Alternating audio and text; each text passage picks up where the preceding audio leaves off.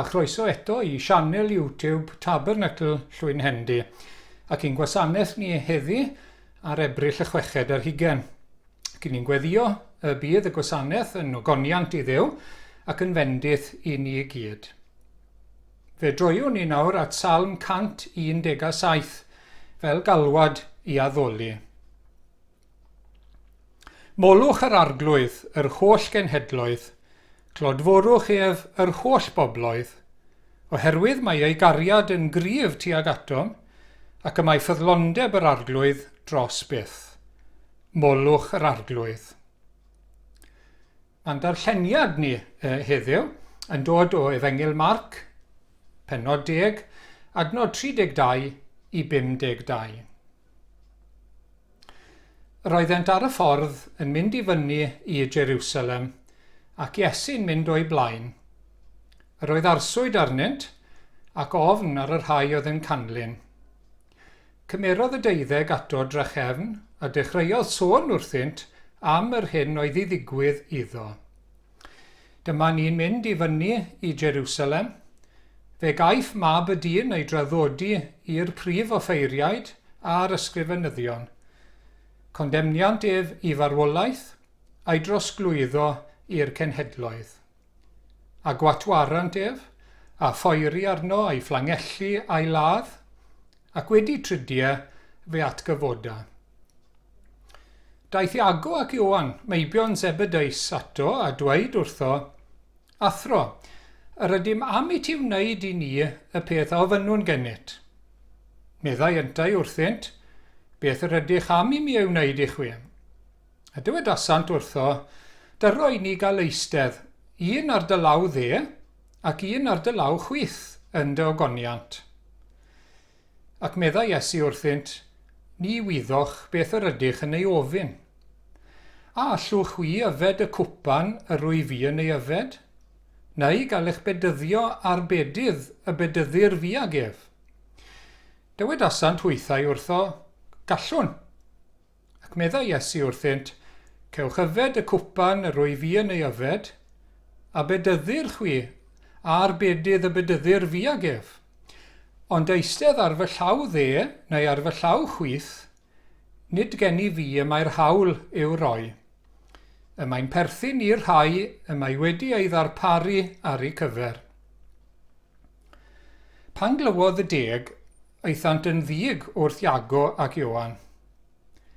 Galwodd Iesu hwy ato ac meddai wrthynt, gwyddoch fod y rhai a ystyrir yn llywodraethwyr ar y cenhedloedd yn arglwyddiaethu arnynt, a'i gwir mawr hwy yn dangos ei hawdurdod drostynt.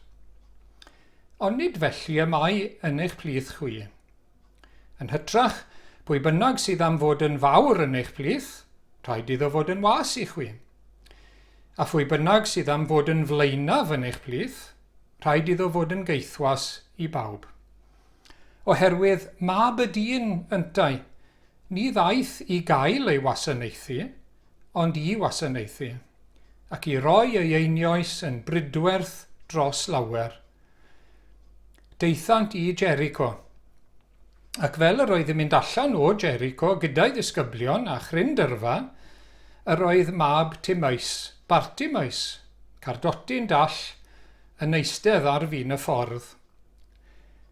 A phan glywodd mae Iesu o Nazareth ydoedd, dechreuodd weiddi a dweud, Iesu, fab Dafydd, trigar ha wrthyf. Ac yr oedd llawer yn ei gyrryddu ac yn dweud wrtho am dewi. Ond yr oedd yntau'n gweiddi'n uwch fyth, fab Dafydd, trigar ha wrthyf. Safodd Iesu a dywedodd, galwch arno. A dyma hwn galw ar y dyn dall ac yn dweud wrtho, cod y galon a saf ar dy draed, y mae'n galw arnat. Taflodd yntau ei fantell oddi arno, llamu ar ei draed a dod at Iesu. Cyfarchodd Iesu ef a dweud, beth yr wyt ti am i mi ei wneud i ti? Ac meddai'r dyn dall wrtho, Rabwni, sef athro, y mae arnaf eisiau cael fy ngolwg yn ôl. Dywedodd Iesu wrtho, dos, y mae dy ffydd wedi dy iachau di. A chafodd ei olwg yn ôl yn y fan, a dechreuodd ei ganlynef ar hyd y ffordd. Cyn ni'n diolch i'r arglwydd am ei air sanctaidd. Amen. Gawn ni droi nawr at yr arglwydd mewn gweddi. Gawn ni geisio Duw gyda'n gilydd. Diolch i ti o arglwydd ein Duw am y cyfle newydd i ddod i alw arno ti mewn gweddi, i ddod i blygu ger dy fron a thaddoli di. Ac ni'n diolch bod na ffordd i ni ddod at y Dduw, bod na ffordd i ni ddod at gyseg yr y nef ac at orsedd y nef trwy yr arglwydd Iesu Grist, yn ei enw, yn ei haeddiant ac yn ei gyfiawnder ef. Ac o arglwydd i ni am ddod nawr i blygu ger dy fron ac i thaddoli di ac i nesau ata ti hefyd. I ni'n diolch dy fod ti'n addo yn y Beibl yn dy air di, os byddwn ni'n nesau ata ti, y byddi di'n nesau atom ni. A dyna'n dyhead, dyna i ni'n geisio heddiw arglwydd. I ni brofi dy agosrwydd di, trwy y moddion gras heddiw, trwy y gair yn cael ei gyhoeddi i ni arglwydd, fel i ni wedi clywed y gair wedi ei ddarllen, wrth i ni alw arno ti mewn gweddi, ein bod ni'n profi dy bresenoldeb, ein bod ni'n clywed y lais, ein bod ni'n derbyn gras gen i ti, fel dy blant ac fel dy bobl. Ac o arglwydd i ni yn cydnabod eto mai ti yw y gwir a'r bywiol Dduw. Duw a thad ein harglwydd Iesu Grist, Duw y tad, y mab a'r ysbryd glân, y Jehova mawr, Iawe. Ac o arglwydd i ni'n diolch wrth i ni gredu ac ymddiried yn Iesu Grist bod ni'n gallu dweud ein tad, fy niw, ein Duw ni. Ac i ni'n diolch am hynny o arglwydd trwy dy ras, ein bod ni'n eiddo i ti a dy fod ti yn eiddo i ni yn yr arglwydd Iesu Grist. Ac o arglwydd i ni'n daddoli di nawr fel y creawdwr mawr, creawdwr nef a deiar, fel yr un sy'n ein cynnal ni o ddydd i ddydd, ac fel ein gwaredwr. Ac o arglwydd i ni yn cydnabod mai ti o arglwydd y lluoedd, ti o brenin y gogoniant. Ac o arglwydd i ni eisiau diolch i ti nawr am dy ras i ni yn ystod yr wythnos sydd wedi mynd heibio, am dy drigareddau sydd yn dod bob bore o'r newydd. O arglwydd tasyn ni'n dechrau rhestru dy fendithion a dy drigareddau i ni, bydden ni ddim yn gallu dod i ben. Ni'n diolch am ein bywyd, diolch am bob cynhaliaeth, diolch am fwyd a dillad a chartref, diolch am bob mesur o iechyd. Diolch o arglwydd am ein synhwyrau naturiol, i allu gweld, i allu teimlo, i allu clywed, i allu arogli a blasu. O arglwydd, i ni'n diolch i ti. I ni'n diolch yn y cyfnod anodd yma i ni'n byw ynddo fe. Diolch am y gwasanaeth iechyd sydd yn ein gwlad ni, yn y gwledydd hyn o arglwydd, sydd yn gymaint o fantais ac o fudd i ni ac o fendith. Ac i ni'n diolch ac i ni'n cyflwyno y gwasanaeth iechyd a'r gweithwyr i ti nawr. Ac o arglwydd i ni'n diolch bewn ni mewn gwlad sydd â heddwch yn y wlad ar hyn o bryd, heb ryfeloedd o arglwydd, bod na fesur o ryddid i gyhoeddi'r efengil o hyd, i ni diolch o arglwydd, gyn ni'n gweddio dros lywodraeth Prydain a Chymru o arglwydd, y rhai sydd yn lliwio ein gwledydd ni, gyn ni'n gweddio am ddoethineb a gras a gostyngeidrwydd i'r rhai sydd wrth y lliw o arglwydd. I ni'n gweddio am arweiniad, ac i ni'n gweddio o arglwydd y bydd rhyddid yn para i ni gael cyhoeddi'r efengil yn ein tir. Ac o arglwydd i ni'n diolch mai ti yw Duw yr heddwch, Duw yr efengil, Duw sydd wedi anfon ei fab i fod yn geidwad i ni. Dyma geidwad i'r colledig, meddyg i'r gwewedig rai, dyma un sy'n caru maddau, i bechaduried mawr ei bai. Diolch iddo, beth am gofio, llwch y llawr. Diolch bod ni wedi darllen nawr bod yr arglwydd Iesu ar ei ffordd i Jerusalem yn gwybod yn iawn beth oedd o'i flaen e. a bod e wedi bod yn ifydd hyd angau. Diolch bod e wedi dod ag agwedd gwas, nid i gael ei wasanaethu, ond i wasanaethu, ac i roi ei einioes yn brydwerth dros lawer. O, arglwydd i ni'n diolch, ac yn ni'n diolch am yr hyn ddigwyddodd i Bartimeus, bod wedi cael ei olwg yn ôl, bod wedi cael adferiad golwg.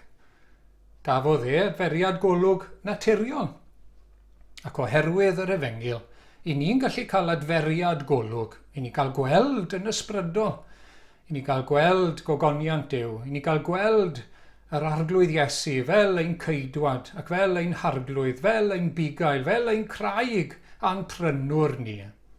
O, arglwydd a'i adnabod a'i brofi fe, a cherdded gyda fe ar ein taith i'r gogoniant. O, arglwydd i ni'n diolch eto am yr Efengyl, diolch am atgyfodiad yr arglwydd Iesu, bod ein prynwr ni, bod ein hamddiffynwr ni yn fyw. Nid yn y bedd, nid yn farw, ond yn fyw. A'i fod e wedi esgyn at ddeheulaw, llaw dde y tad, mewn awdurdod, mewn gogoniant, ac i eiriol dros ei bobl, i ddadlau'n hachos ni o arglwydd, i sicrhau bod ni'n cael ein derbyn nawr yn ei enw ef. Bod ni'n cael ein bwydo yn porthi trwy'r gair, trwy weinidogaeth yr ysbryd glân. Ni'n gweddio heddiw am weinidogaeth yr ysbryd sanctaidd, y diddanydd arall.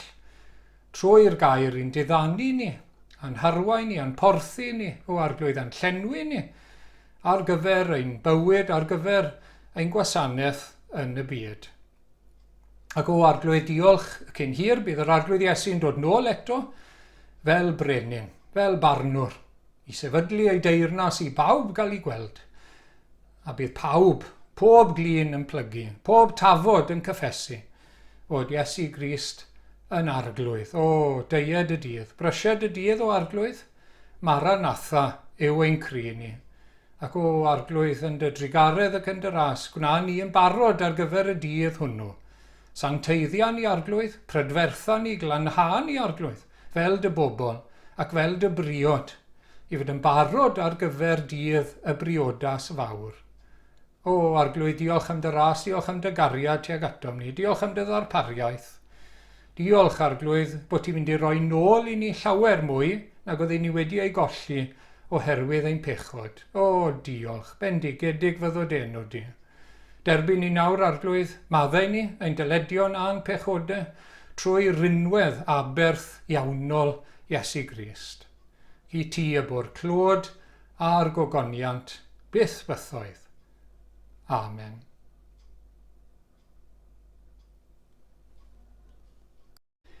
Wel, mae'n testun ni heddiw yn dod o lyfr Job, pennod 19, adnod 25 i 27.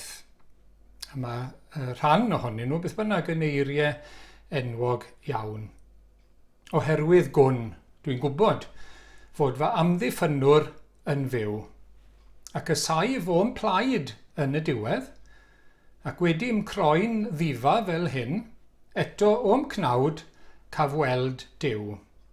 Fe gwela fe fo'n plaid, ie, fy llygaid fy hun a'i gwel, ac nid yw'n ddieithr.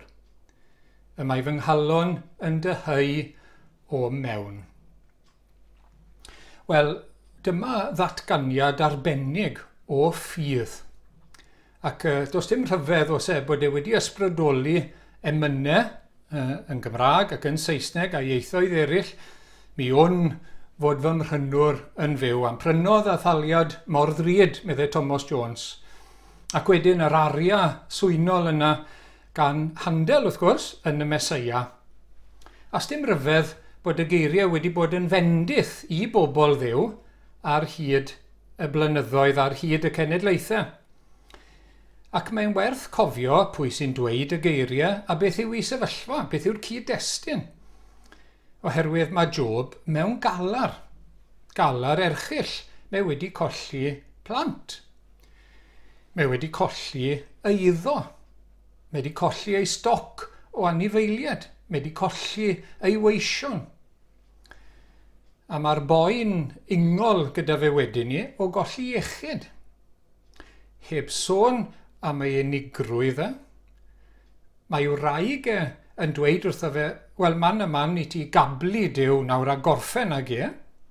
A wedyn mae'r ffrindiau yma yn dod i weld e, ac mae'r rheini yn dweutho fe, wel, mae Duw yn dy gosbi ti wedi gwneud rhywbeth ofnadwy, a cosb penodol yw hwn arno ti.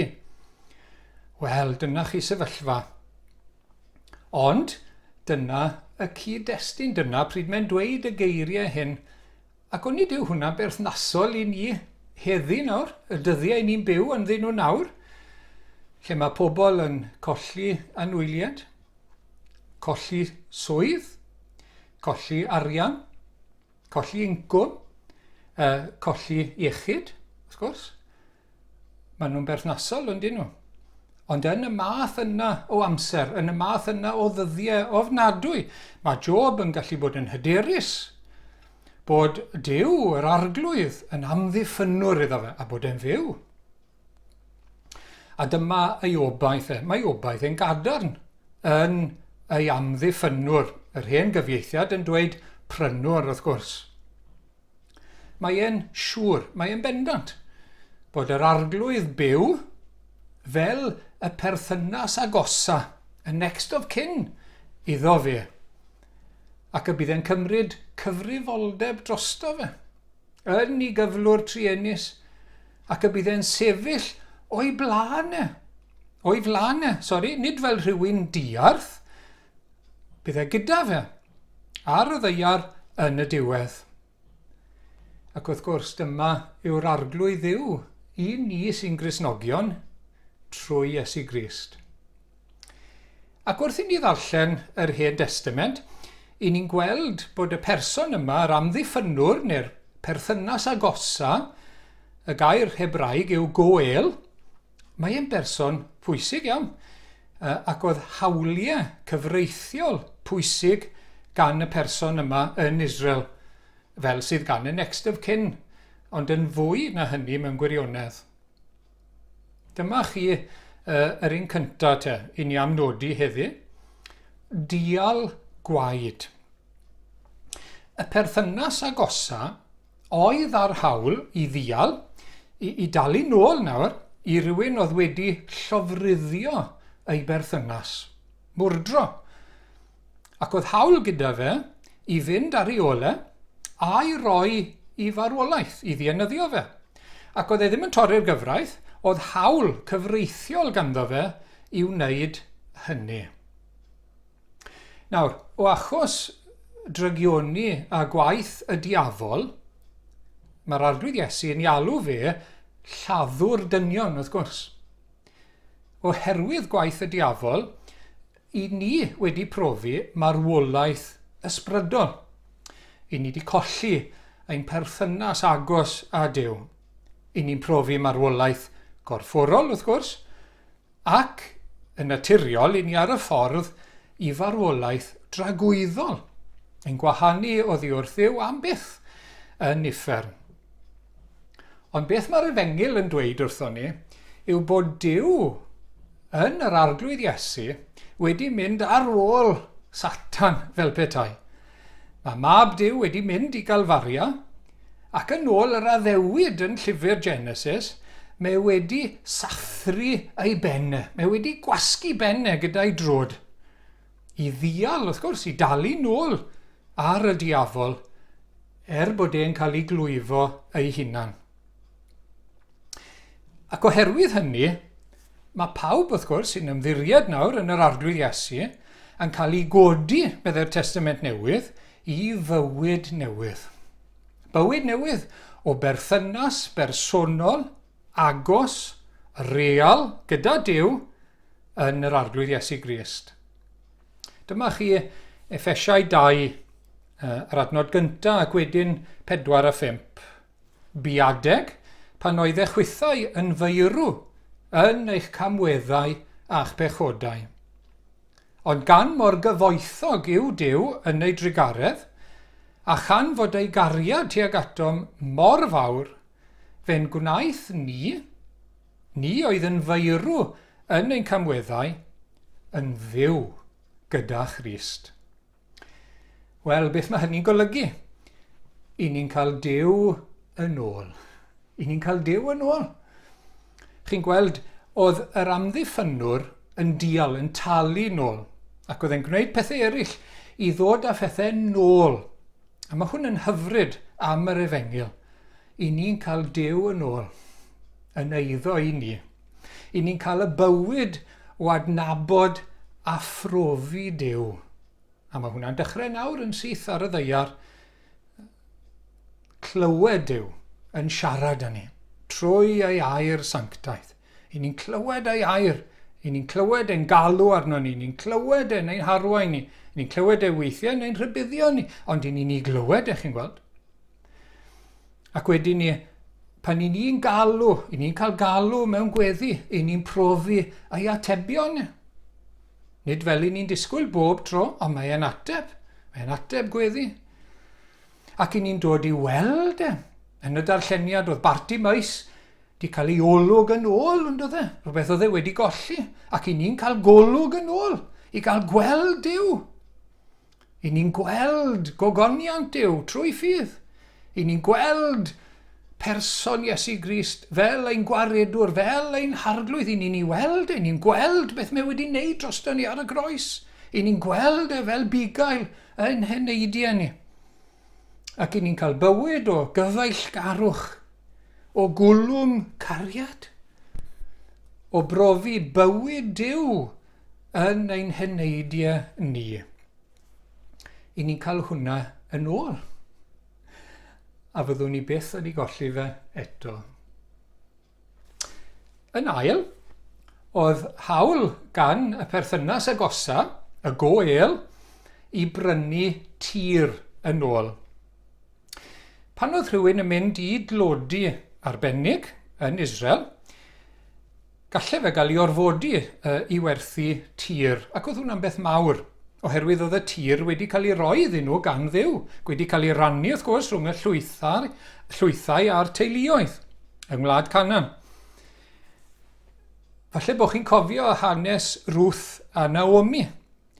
A mae Naomi wedi cael ei gorfodi i werthu tir. Falle bod wedi codi morgais arno fe. Falle bod wedi gwneud rhyw fath o equity release fel mae pobl yn wneud heddi.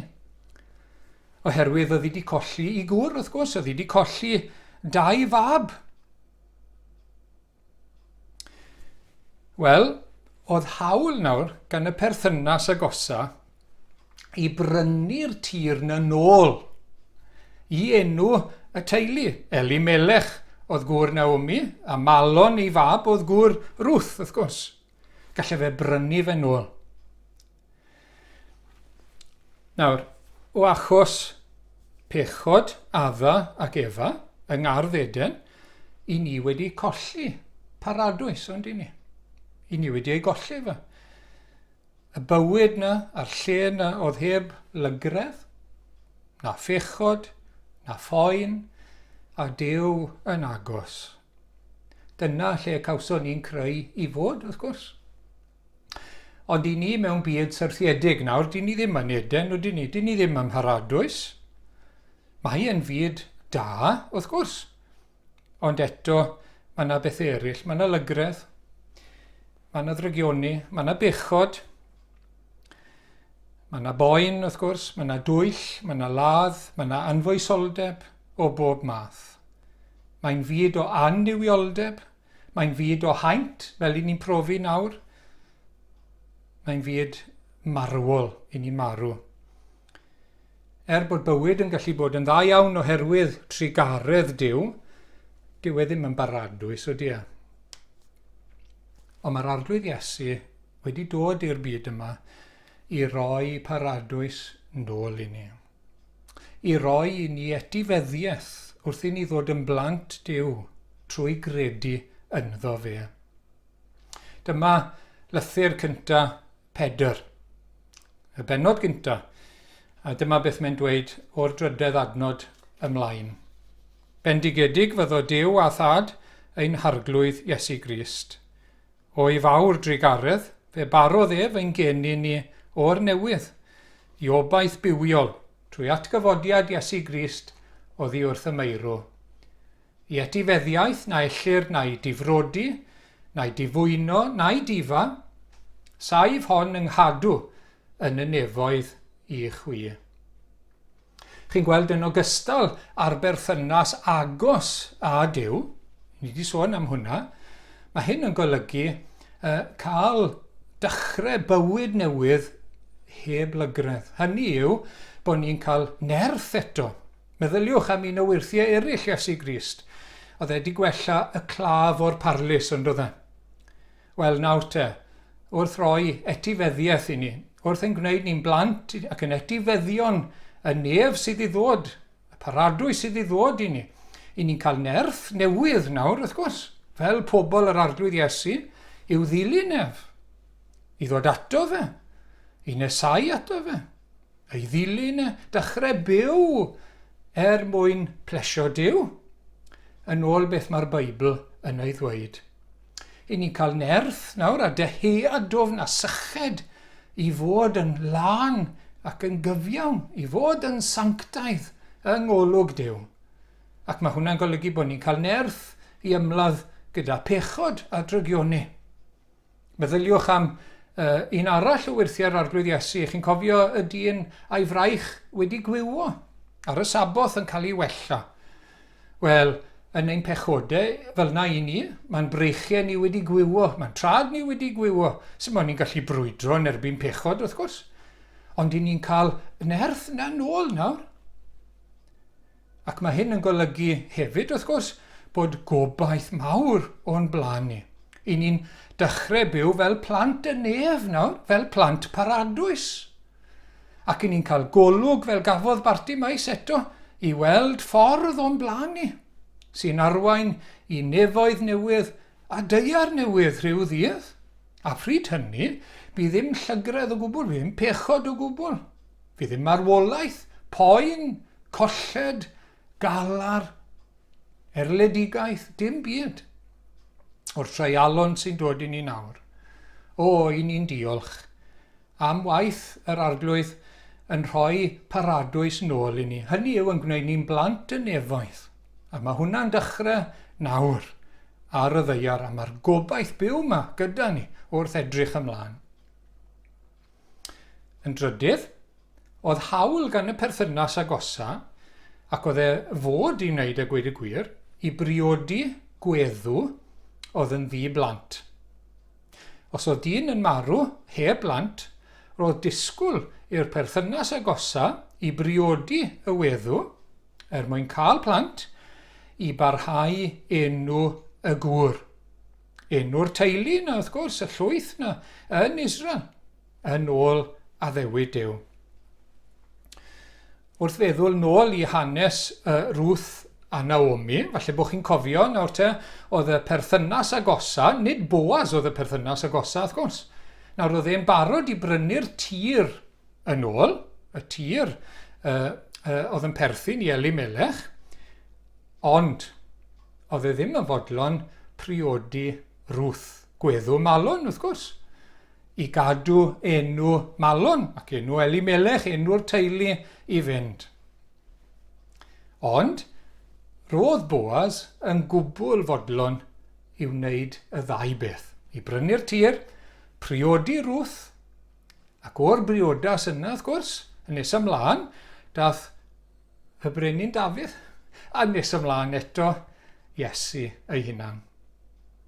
Ac fel Boaz, oedd yr arglwydd Iesu yn fodlon dod nawr te, I roi etifeddiaeth plant Duw I ni, ond hefyd i'n priodi ni. Oedd hyn yn golygu ymrwymo, addo, i'n caru ni am byth a gofalu yn llwyr amdano ni. Dyna chi ddarlun bendigedig. Dyma beth I ni'n darllen yn Llythyr Paul at yr Effesiau, pennod 5, 25 I 27. Chwi wir, carwch eich gwragedd.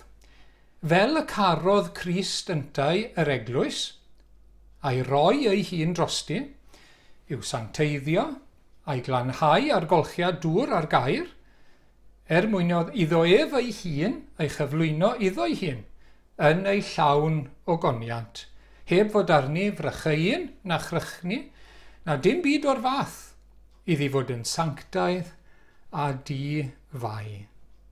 O, dyma wirionedd hyfryd, dyma ddarlun bendigedig, dyma chi ymrwymiad. Gobeithio bod gyda chi a fi ddim problem ymrwymo i'r arglwydd Iesu Grist heddi. Achos mae wedi ymrwymo i'w bobl, chi'n gweld? Mae wedi rwymo ei hunan i ni. Bod e'n fodlon dyweddio ei hunan i ni. I gymryd pob gofal ohono ni, i gymryd cyfrifoldeb drosto ni, i'n cymryd ni iddo fe ei hunan, yn iddo fe mewn cariad, ac i'n gwneud ni yn lân ac yn brydferth mwyn ein priodi ni, i fod gydag mewn person, i gael ei weld fel ag y mae, yn y nef a'r ddeiar newydd ac i bob tragwyddoldeb. Wrth gwrs, ni'n dod i'r berthynas yma trwy gredu, trwy ymddiried, trwy roi yn ffydd yn yr arglwydd Iesu Grist. O, cofiwch hyn. Cofiwch faint mae wedi'ch caru chi os ych chi'n Gristion heddiw. Cofiwch bod wedi dyweddio ei hunan i chi, bod chi fel priod, bod chi'n eiddo i'r arglwydd nawr mewn cariad. Mae hwnna'n golygu bod ni ddim, wrth gwrs, yn rhydd i fynd ar ôl cariadon eraill, i fynd ar ôl diwiau eraill. I ni'n eiddo iddo fe, ond gadewch i ni ymostwng, gadewch i ni ymrwymo iddo fe o'r newydd, achos mae di rwymo ei hunan wrtho ni. A wneith ddim torri'r briodas, wneith ddim torri'r berthynas oherwydd ei ffyddlondeb. Nesa, oedd hawl gan y perthynas agosa i brynu dyn oedd wedi mynd yn geithwas. Weithiau, bydde person oedd mewn clodi llwyr, oedd e'n mynd fel methdalwr, dwedwch, oedd e'n bankrupt. Wel, bydde fe'n gwerthu ei hunan. Ac yn mynd wedyn fel gwas, neu fel rhyw fath o geithwas. Doedd ddim caethwasiaeth llym yn Israel, ond rhyw fath o geithwas i feistr arall. Nawr, roedd hawl gan y perthynas agosa yma i brynu y person yma yn rhydd. Wrth gwrs, mae Duw wedi anfon ei fab. Mae wedi gwisgo cnawd, mae wedi dod yn frawd i ni, mae wedi dod yn berthynas agosa. Mae wedi dod o'i fodd i dalu pris ein rhyddid ni o gaethiwed pechod a meistrolaeth Satan. Achos mae dyn, chi'n gweld, yn ei gyflwr naturiol, mae e'n gaeth i bechod, i ni'n gaeth. Mae fel meistr cas a chreulon iawn i ni dan lywodraeth Satan. Mae pechodau yn ein bywyd ni. As dim ots beth nawn ni, allwn ni ddim peidio a phechu. Dyna natur ni, wrth gwrs. Mae gyda ni natur bechadurus, chi'n gweld. Mae pechod greiddiol yno ni o'r dechrau. Mae rhyw fath o fagnet tu mewn i ni, yn ein tynnu ni i bechod, ac yn ein tynnu ni bant oddi wrth Dduw. A hyd yn oed y pethau gorau sydd yn ein bywyd ni, pan mae dyn ar ei orau, pan mae'n ceisio gwneud elusen, pan mae'n ceisio bod yn garedig i eraill, neu yn gwneud rhywbeth crefyddol, mae staen pechod hyd yn oed ar y pethau gorau sydd gyda ni. Achos i ni'n gaeth. I ni'n gaeth un pechodau, wrth gwrs. I ni dan lywodraeth y diafol. Dyna natur ni. Ond mae'r arglwydd Iesu, nawr te, wedi talu i'n prynu ni'n rhydd. A mae wedi talu gyda'i waed, ei werthfawr waed, gyda'i fywyd, gyda'i einioes, i'n prynu ni'n rhydd. Dyma llythyr cyntaf Pedr eto, pennod 1, 18 ac 19.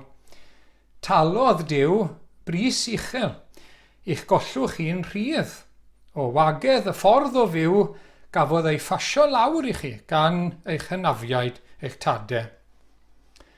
A dim pethau sy'n darfod fel arian ac aur gafodd ei defnyddio i dalu'r pris hwnnw. Ond rhywbeth llawer mwy gwerthfawr. gwaed y Mesoea. Oen perffaith Duw oedd heb unrhyw nam arno. Nawr, dyw'r Cristion ddim o dan farn Duw. Dyw e ddim yn ei bechodau. Dyw e ddim dan gondemniad, dyw e ddim yn wynebu uffern. Mae e'n rhydd. Dwedodd Iesu Grist, os bydd y mab, sef fe hunan, yn eich ryddhau chi, fyddwch chi'n rhyddion yn wir. Mae'r Cristion wedi cael maddeiant o bob pechod, gollyndod. A mae e'n rhydd nawr, ond nid yn rhydd i fynd nôl i bechod wrth gwrs. Ond mae'n rhydd i fyw fel yr arglwydd Iesu ar y ddaear. Eto i fyw i wasanaethu Duw wrth gwrs, i garu Duw a dynion. Mae'n rhydd i fyw bywyd o gadw gorchmynion Duw. Bywyd sy'n gwasanaethu yr arglwydd, i blesio Duw a gwasanaethu eraill mewn diolchgarwch. Chi'n gweld dyma'r bywyd oedd i fod i ni. Dyma'r bywyd oedd i fod, y rhyddid yma, gerbron Duw. Rhyddid yw garu a'i wasanaethu. Sdim rhaid i ni i bechu nawr.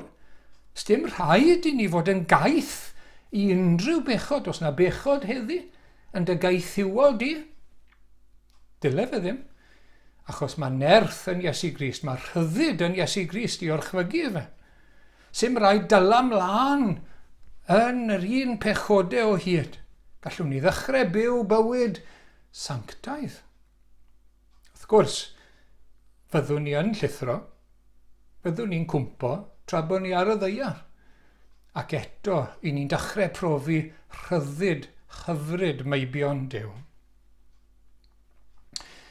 Ac yn ola, oedd hawl gan y perthynas yma i ddadle achos ei berthynas e. Gallai fe ddadle achos person ger bron y barnwr yn Israel. Dwedwch chi bod rhywun wedi ceisio newid terfynau, newid siap y tir a dwgyd dwy'n tymed bach o dir oddi ar rhywun arall, neu cymryd tir, yn arbennig rhywun oedd yn amddifad falle, dim tad gydag i frwydro drosto fe.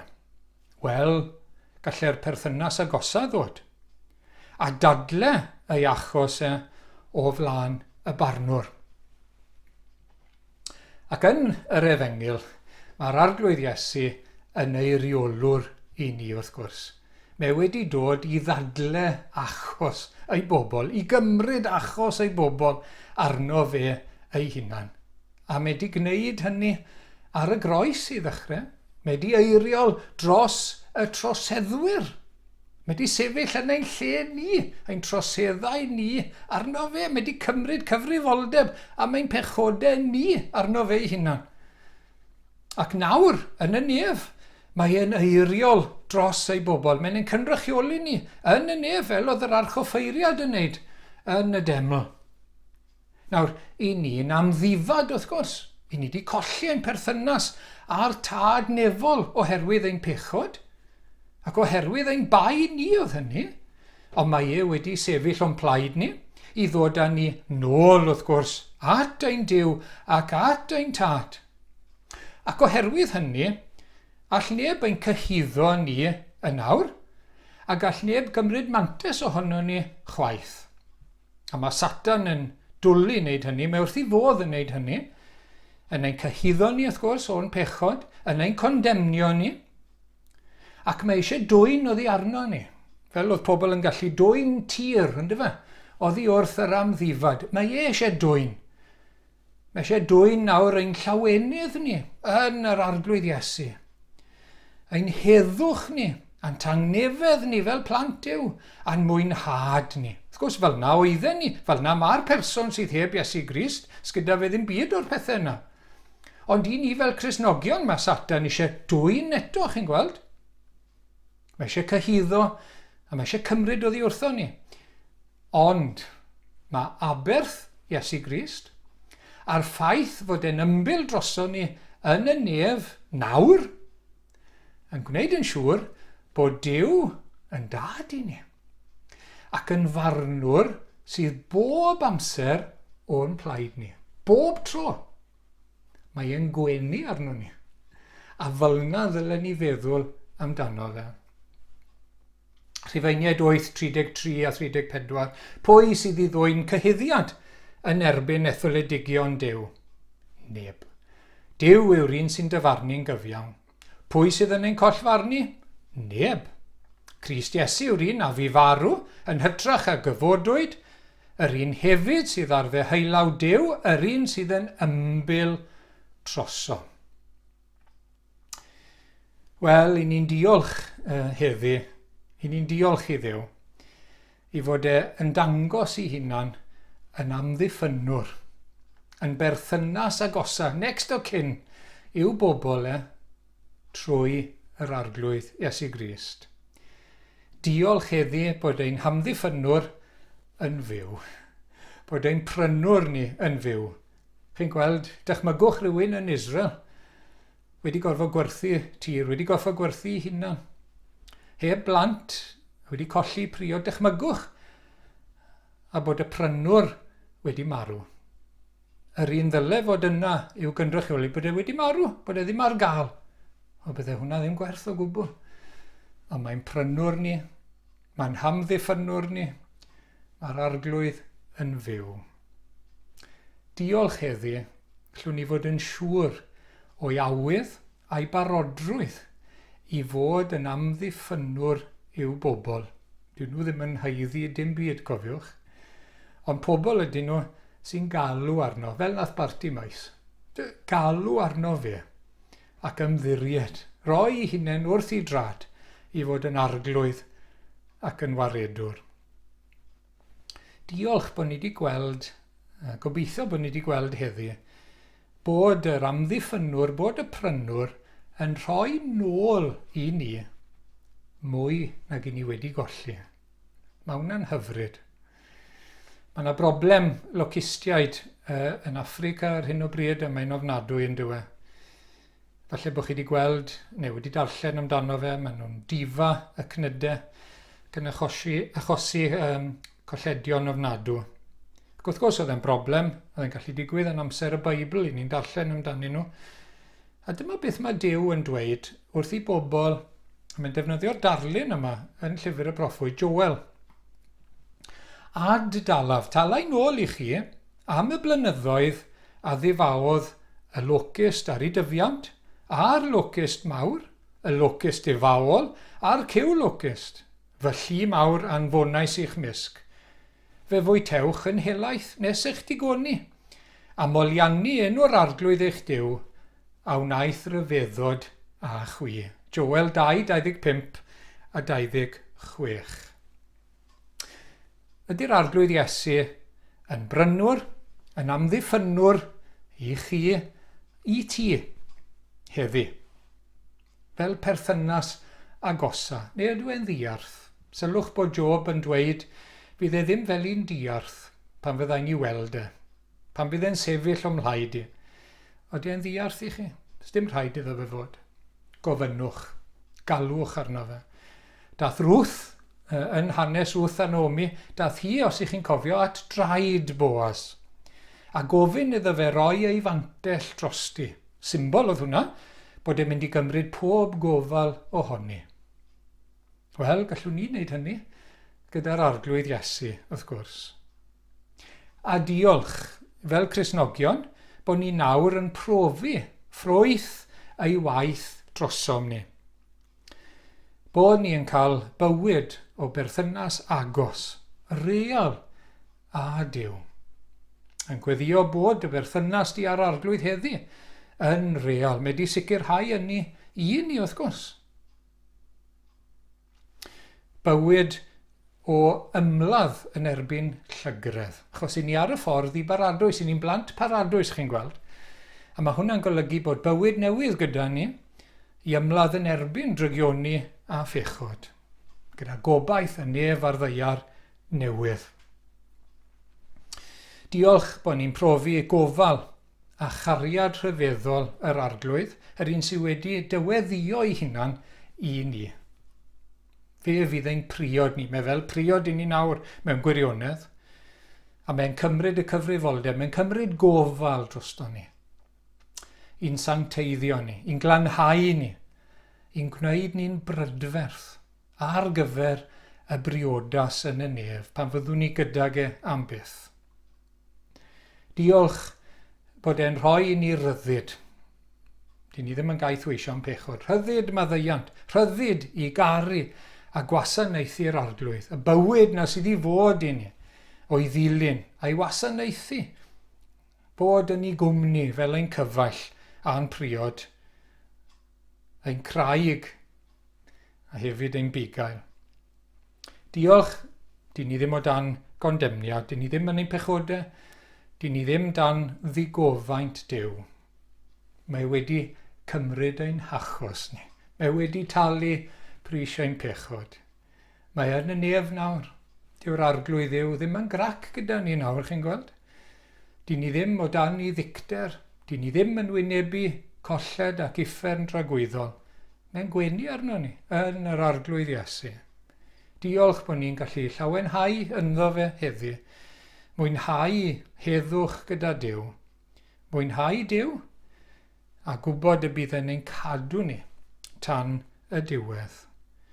O, i ni'n diolch am y gwirioneddau yma bore yma ac am yr arglwydd ein hamddiffynwr, ein prynwr, byw a bendigedig. Diolch bod yr arglwydd, cofiwch hyn, yn rhoi llawer mwy nôl i ni nag yma Satan a phechod wedi ei ddwyn oddi wrthon ni. Diddo fe eto bo'r clwad a'r gogoniant. Amen.